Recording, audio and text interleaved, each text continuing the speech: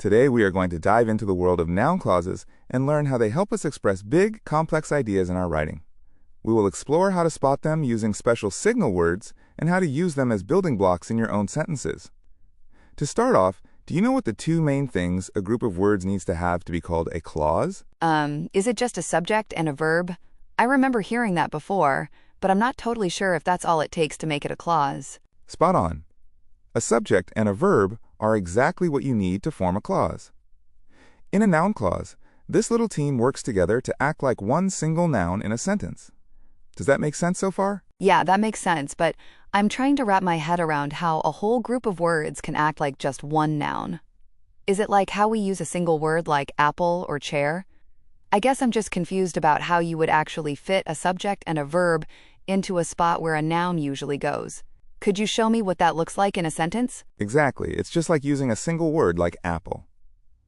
Imagine the sentence, I know the secret, where secret is just a noun.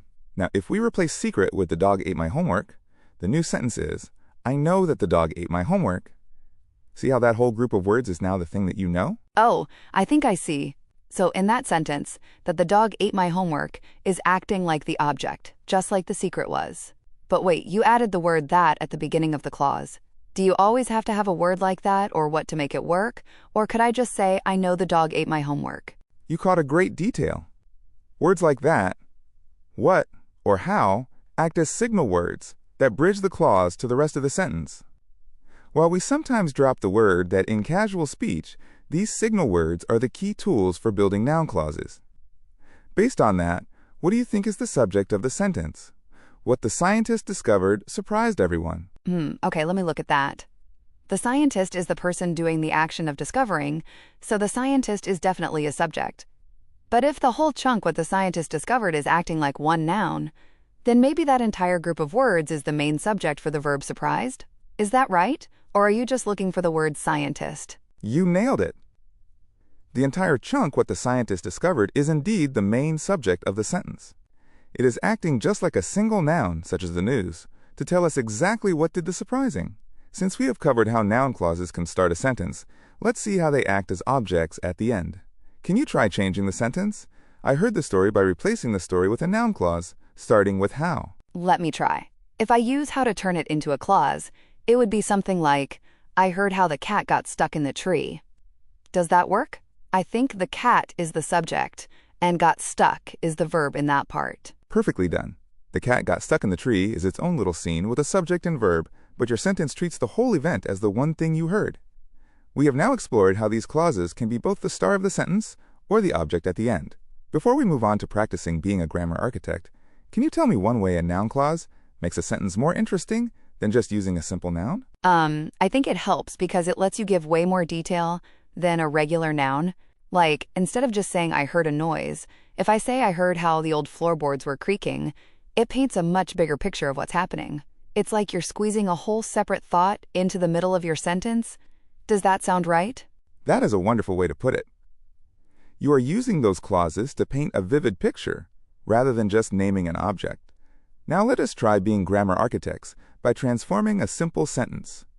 If you have the sentence, the prize was amazing, how could you replace the prize with a noun clause starting with the word what? That's a fun one. Let's see. If I use what at the start, I could say, what the winner received was amazing.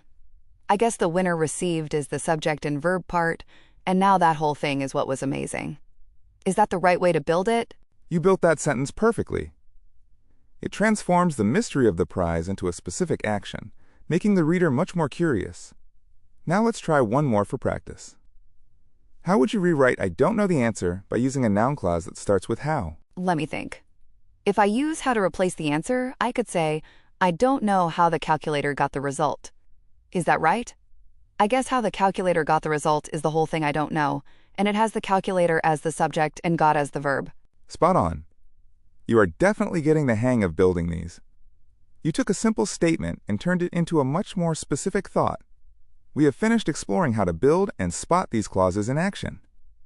Before we wrap up, why do you think it is useful for us to treat a whole action or idea as if it were a single object in a sentence? I guess it's useful because it helps keep the sentence from falling apart.